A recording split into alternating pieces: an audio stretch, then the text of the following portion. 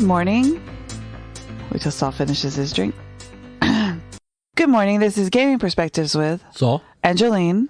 And today we're talking about action economy. And if you have to ask what it is, so did I. The action economy in RPGs. I'm sorry, in RPGs. So this has come up. We've mentioned it a few times in our previous podcast episodes. And Not by this name. Yeah, I've mentioned it a couple times, but I never really explained what it was and why it matters in certain games. Almost any game, but any game that has combat. How's that? Action economy. For me, I think if you Google it, it gives you a definition. It means what a character can do on their turn, whether it's movement, fight, attack, retreat, all these things, depending on the game you're playing. So it basically has a lot to do with if you're in a battle, basically, right? Yes, in combat. Or conflict. Conflict. I think, and it's important because I think as a GM, me as a GM, I had never thought of this idea. It only came up for me within the last year or so, and it probably would have saved me a lot of headaches because maybe I'm just not a very good critical thinker because a lot of things I never incorporated into my games, and I played mainly D&D. I mean, D&D in all its incarnations from original AD&D. I skipped 2nd edition, 3rd edition, 3.5, Pathfinder, and now 5th edition. And some of those campaigns lasted years, right? I have had about 4 campaigns where my characters went from 1 to 10, and then I stopped. 2 of them were with my old group and new friends, adult friends that I ran at my brother's house in Salinas. I ran a game there for like 10 or 11 years. And then I started a kids game because my son was then by that time 7 or 8. And I started Pathfinder because he was reading Pathfinder book at the time, and 5th edition hadn't come out yet, obviously. So that was around 2010, 2011. And I ran a game that went from 1 to 10th level, and then I stopped that game. They all made new characters, and then either Jolene started halfway through that campaign, and then in the second campaign she made a character from scratch, from 1st level, and we started playing again, and that's currently the game we have going on now. Which we haven't played for a year. A year and a half. Well, no, we played last summer, but did we? Yeah, because I remember it was online. Oh wow. The dungeon, the Mad Mage. Oh yeah, you ran it, the Mad Mage, right? Yeah. So that they use those same characters. Yeah. So in most of that time, I never even thought about action economy, and you didn't think about it consciously. You fretted about it because the players Right. had more turns than your and I monster. couldn't figure out why. And it has to do a simple concept of action economy is that the characters, especially in D&D, at higher levels, they can even do more, right? They get like 2 or 3 attacks. I don't know what the level is. Well, in D&D, usually it's 2, right? I don't know. My character's never gotten to where they get 3 attacks, but you get your movement. Well, everybody gets a movement. You and get an action. Attack action. Move action. If you're high enough level, you get 2 attack actions. Right. And then you have a reaction if somebody attacks you. I don't know if that's D&D or Pathfinder. That's probably D&D. And then you can also, there's different things you can do, right? So there's move actions and attack actions. Everything, I think I can break them down into those 2 actions in D&D. And because as you go higher level in some classes, like the fighter classes, you get 2 attacks instead of 1. So I run usually large groups. I don't know why. It's kind of hard to say, you know what, you can't play because I don't want to run. Especially if they're one of your kids or your kids' friends. Right. Or friends. Yes. So I run a group that's between 7 and 8 players usually. And when you are setting up a game, we call it the big bad guy, right? Because that's just a simple way of talking to some people call it the end boss or the something. The boys always calls it, are we to the boss yet? And I'm like, going, the boss. So what happens is at the end of usually most adventures, you fight this great creature or a strong creature or whatever.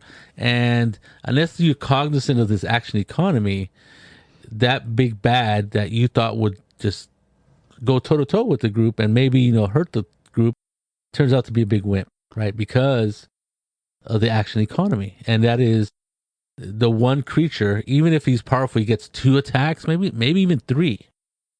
But yeah, I have 8 characters, and those characters, for the most part, let's say Once they hit 6 of them get 2 attacks. Yeah. That's 12 attacks. And then the other 2 or 3 get a couple attack, 1 attack each. So that I'm talking about 15 attacks to my one monster, and maybe they get 3 attacks.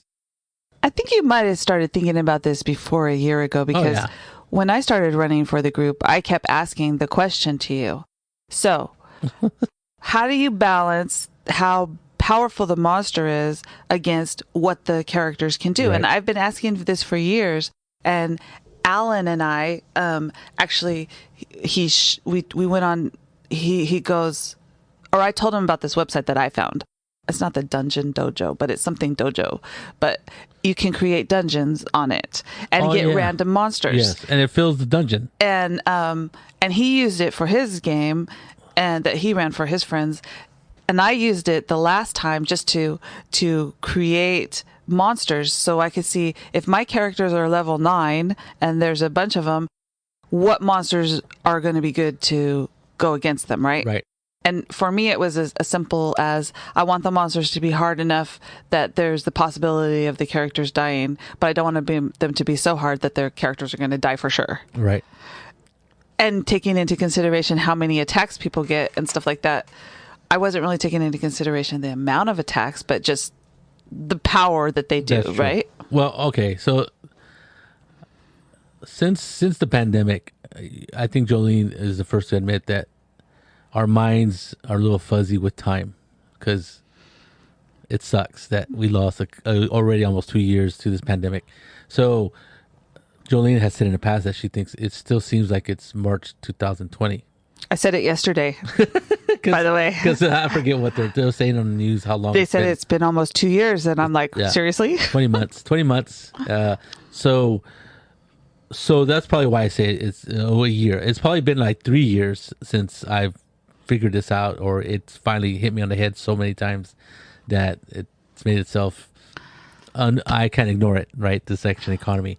And a lot of the stuff I do, other stuff I do is I listen to a lot of podcasts, and a lot of podcasts, they have a lot of them get they get mail from people, emails, and they ask questions, and those questions lead to topics like this, like because this person was talking about, he had the same problem I have years ago, like the players were trouncing on the characters, on his NPCs or his monsters, and so I it kind of hit me over the head, like, oh yeah, that's the problem. I have a lot of characters, and the big bad is one guy.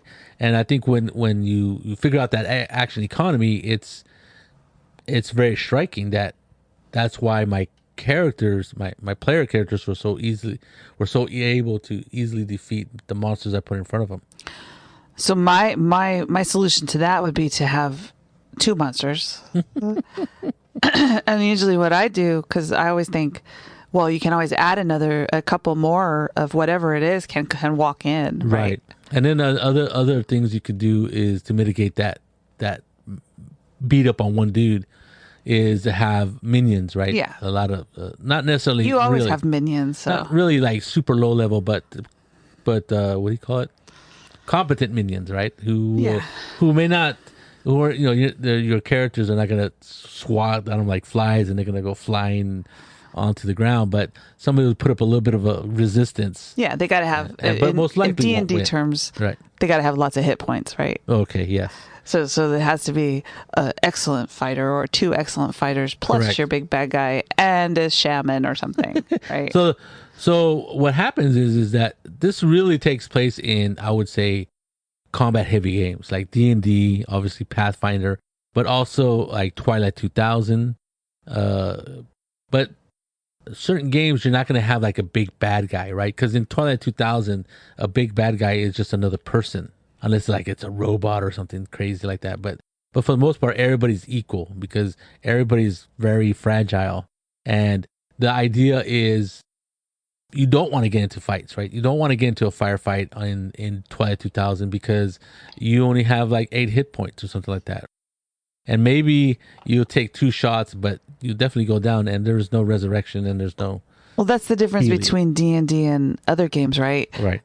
If it's Twilight 2000, I mean, there's guns. Right. Well, that's the action economy. Not only is the action economy is important, but also your planning, right? The idea is to shoot first, not get into a firefight where you're hoping to hit somebody and during a firefight, because then that's not a good idea. The thing is to sneak up on people, shoot first, and hopefully hit first, and then eliminate the target. And you do that by concentrating fire and all these other things you can do. But other games, that's like D&D, it's not necessary to be the first one to hit, but it's important to be able to, as a GM, to have enough of a resistance or enough of a tough enough monster to make it so the players don't think it's a cakewalk and actually worry about their characters going down, whatever that entails, right. Whether they're just knocked out or actually getting killed, which is, like I said, is very tough to do in AD&D, in 5th edition. I think some people look at D&D and they're like, and then we talked about it before, that D&D is really a war game where they added on role-playing aspects. So there's other games where the action economy is almost non-existent, right? There is actions, there's things you could do, but usually it's not this fighting and taking down of hit points until one side is exhausted. For like example, I'm talking about like Tales of the Loop. There's action economy in that game, but usually it's either moving, and you could fight in that game, but it's probably not a good idea. And a lot of it's a different kind of game. It's more of an investigative game. That's true. So there's that. I think other games that are investigative, like Gumshoe, they handle combat much differently. It's very quick. It's almost it's not very granular, right? You don't worry about how many hit points you do, because a gun is going to shoot you and injure you, and you're probably going to be hurt quite a bit. Unlike D&D or Pathfinder, where you have, when as a character gains experience, they also gain, they become harder to kill. Yes. I don't think that happens in Tales from the Loop. The kids, the NPC, the player kids in that game, they can't die. They can get kicked out of a scene, but they cannot get killed. That's just part of the rules. Because they're kids. Right. I think, it's pretty interesting. Later on, when they go to Tales of the Flood or something like that, you play teenagers instead of little kids. And as Shannon would say, death is on the table. It's funny that you mentioned the One Ring. There is an action economy there, right? And it's even more pronounced I think it's more pronounced than D&D. But the game is still very deadly, right? I mentioned the One Ring before we started talking on the air. Oh, sorry. I inserted the One Ring. So the One Ring. So the One Ring, there is an action economy, but it's also very different because characters don't become very powerful. As far as they become more powerful, and a little bit harder to kill, but they're not like in D&D where they have 100 hit points. And the action economy is mitigated there by the way combat works is you take a stance, and that stance is very interesting how it worked. I had a hard time understanding it when I first started reading that book. And so you have 4 different stances. I would always take backward or rearward. Rearward. So there is oh my God, I can't believe it. There's forward. Mm-hmm. There's I forget what it is. There's 4 of them. So basically, the one forward is like you are attacking. Your main thing is to attack, and you get you get a better chance of hitting if you're forward, right? You have a less chance of hitting if you're rearward. Yes. But you also have a less chance of being hit. Right. So that number is really interesting. I thought it was just your genius the way that's handled. So if you're forward, your target number is like 6. Right, that's the number you need to roll on this dice, and you get different dice for different stuff. But if you're defensive, it's like 9, and if you're rearward, it's 12. I know there's another one I'm missing, So not only is 6 is the number I need to hit, they get to add their armor or their parry score, whatever that means, whatever that is. So the number to hit is lower, but also the number to hit you is lower because they use the same number. Right. So I really like that. I really like that because there's more thinking involved, I think, in that kind of style of play. We even talked about it during the game. Like and Shannon always loves me because I always go forward because I like the idea of hitting, right? And easier to hit. Whereas other people are going, well, I don't want to get hit. Well, since I only had a bow and my dagger did absolutely nothing because you have to hit like a 12 or something.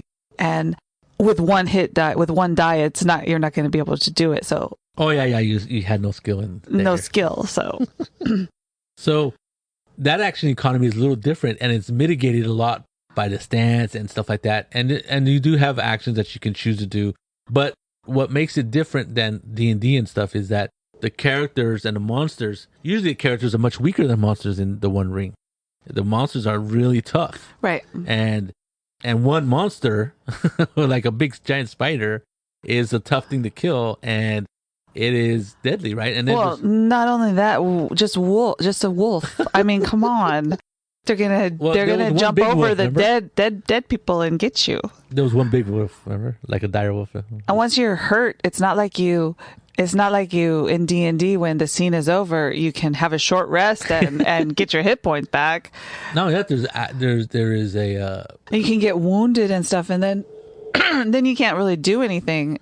Well, there's two. You can become weary. Yes. Which so you have these. I think we've talked about the One Ring. So you have 6-sided dice. And 1, 2, 3 are hollow or like outlined, and 4, 5, 6 are solid.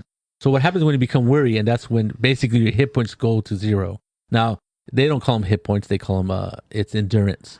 So basically, what happens is when your endurance goes to 0, you're weary, you're tired, you're not moving as much as you would like, and you're a little bit bruised or whatever. So when you roll those dice for your skills, and you always roll 6-sided dice if you have any skill.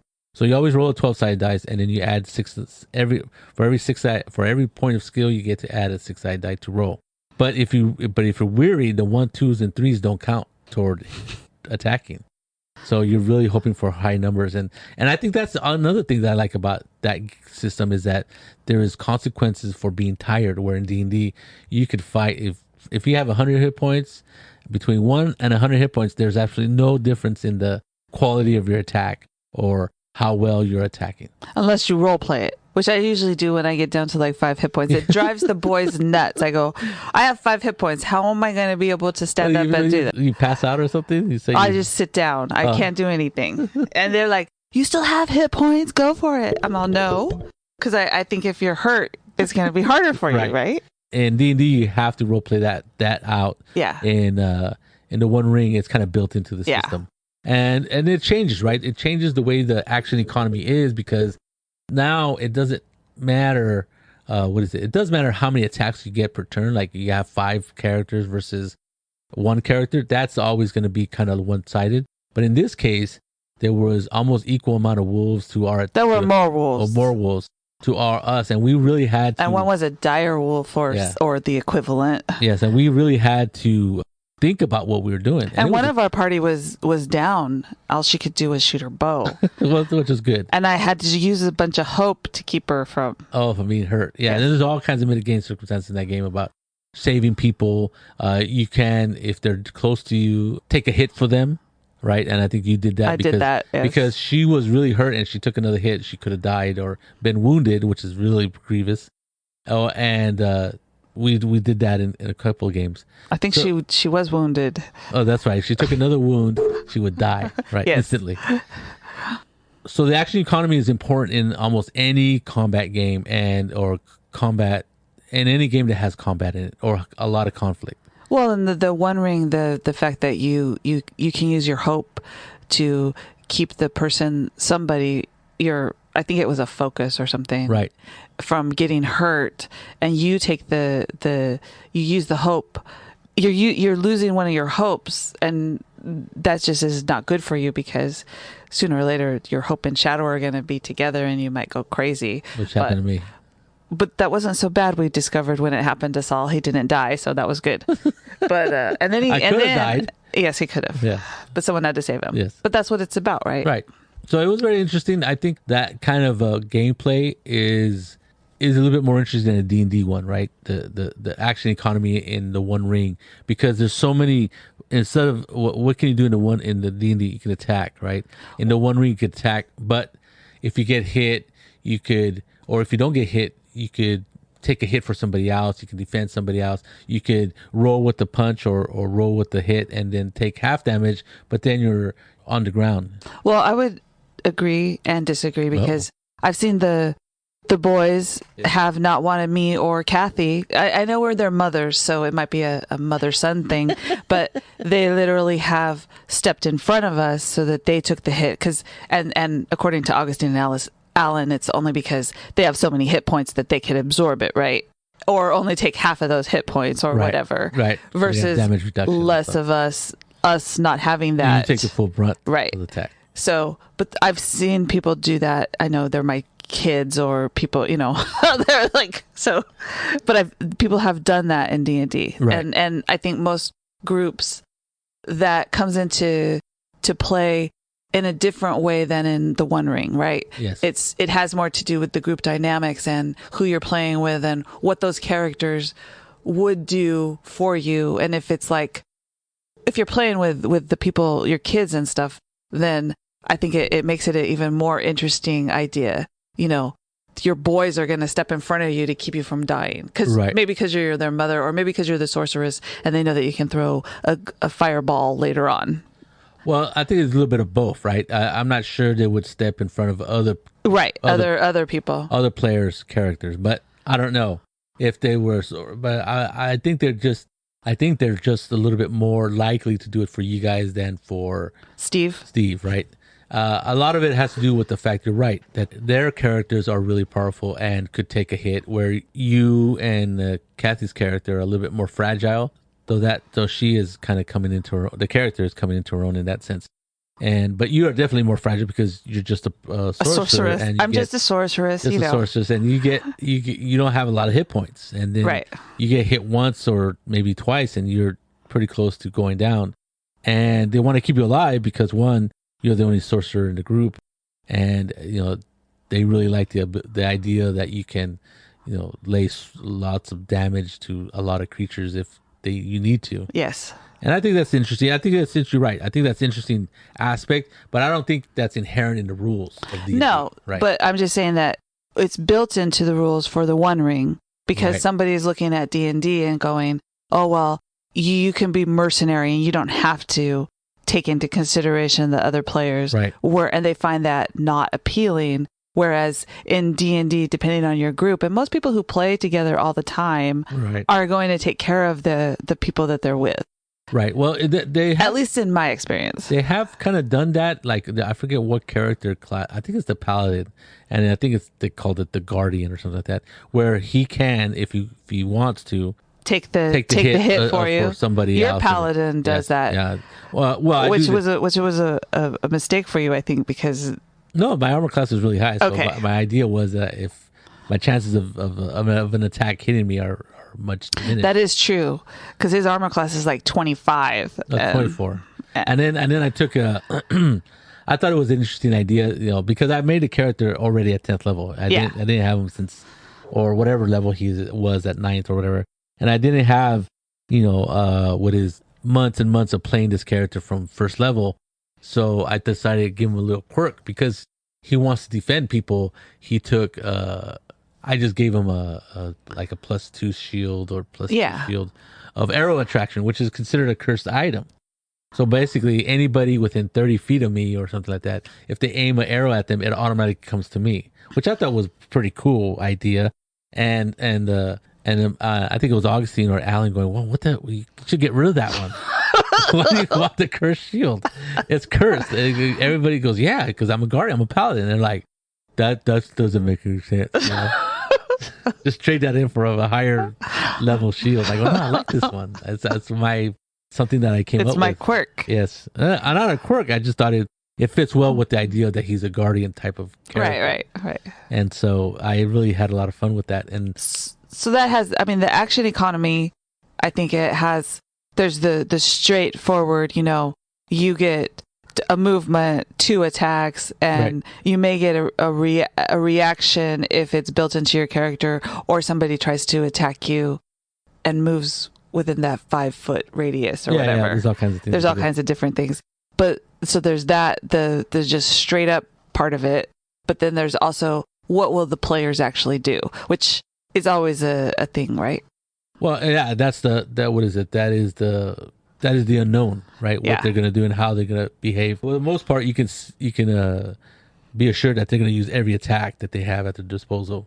They're not going to not attack. Right. So I think when you're this is really for people who run D&D and run Pathfinder, and I've seen this question. They go, I look at the challenge level of the creature, and they're just rolling over the creature, right? And then that's what you got to do. Is you got to look at action economy. How many times are they going to attack compared to your monster, especially if you have a single monster attacking? And if you're playing with 5 or 6 players, you're going to want more than one monster, because it just makes it a better thing, right? Well, the problem is, the reason I even say that is because there's this challenge rating, right, that they have. I've never understood the challenge ratings. The boys are always telling me about them, and I'm like, well, I see what this monster can do, and I know how many hit points you have.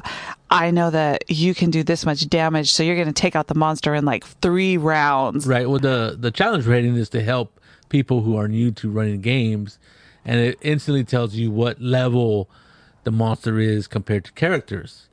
But what they don't take account is how many characters are in that group. Right. Now, they do that in some. I think there was a table in Pathfinder for experience, right? That if there's a challenge rating of the monster is 5, and you have 5 level characters, you get this many experience. But if they're 4th level or 2nd level, they get more experience, right?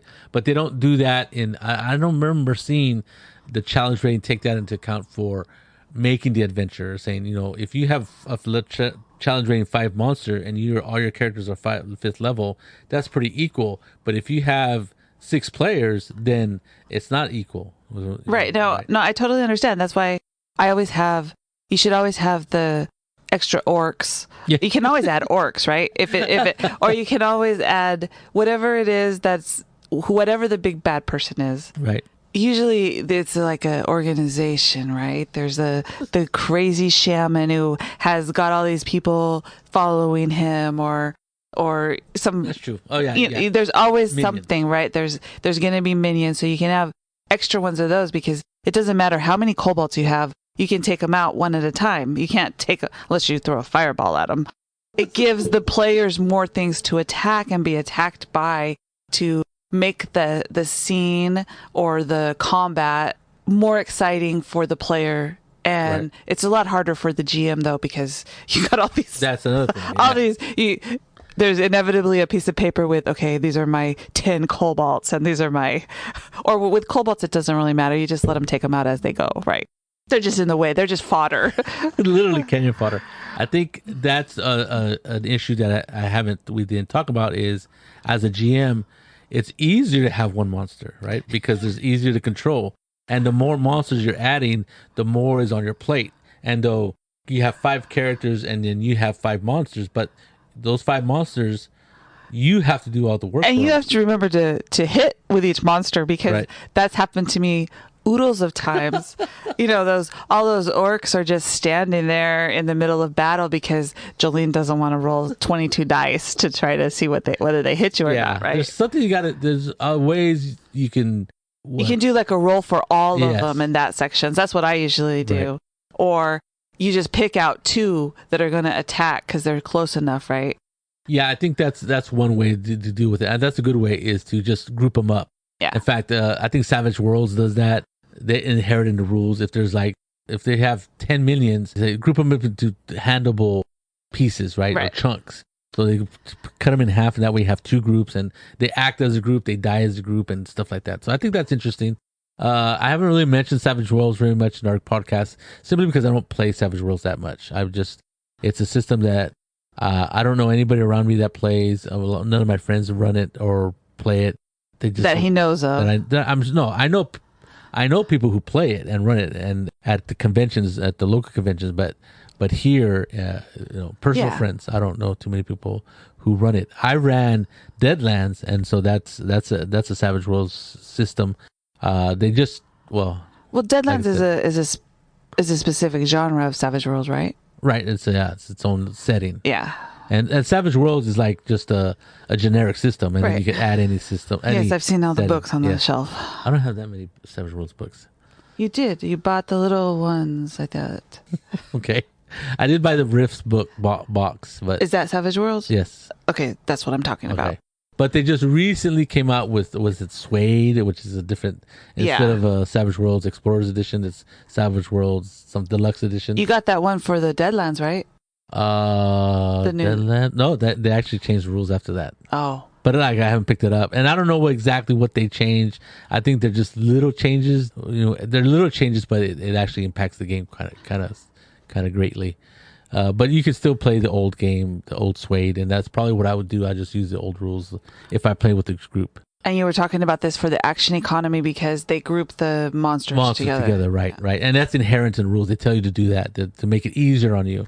And I think that's a very good advice, because Savage Worlds is like a miniature game. I think it started as a miniature game, and then they made, kind of like D&D, then they made it into a role-playing game. They decided to make it into a role-playing game, but it keeps its miniature roots or heart of it. Yeah. Because you're moving your figures, on squares or hexes or whatever. So which before the pandemic was the preferred way to do it for our group anyway. The boys love battle mats and the idea of spatially being aware of what's going to happen in the battle. And seeing stuff on the table, right? Yeah. And having scenery and stuff. That you can do that on Roll20 or whatever virtual tabletop you use, but it's not the same as actual physical picking up your miniature and moving it 5 steps. Well, and it's not the same being with other people, right? In the same room. Yeah. So action economy, I think, is in almost any role-playing game. Some of the newer ones try to eliminate it because it's basically it's a combat thing. And in let's say a mystery game, why would you need this action economy? Most of the time, you're just investigating stuff. Right. It's a totally different. It's a totally different idea of an investigative game versus a battle. Right. Because you're not really going to have a battle in an investigative game unless you happen to run into a den of thieves or whatever you're doing. And that's not the what you want. Usually, the end of the game isn't some big bad guy comes out in armor and starts shooting it up. Right. I think my best idea of the action economy is Saul always, and I always remember the boys saying, and I've said it myself, find the one that's the sorcerer, kill them first, because then all the troops will run away.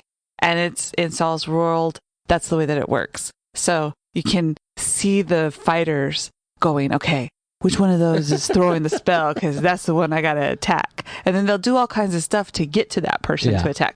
That is action economy. I mean, they're using their moves and their skills to manage to get to the person they need to kill. Right. Because, actually ignoring other people who are attacking them. Yeah.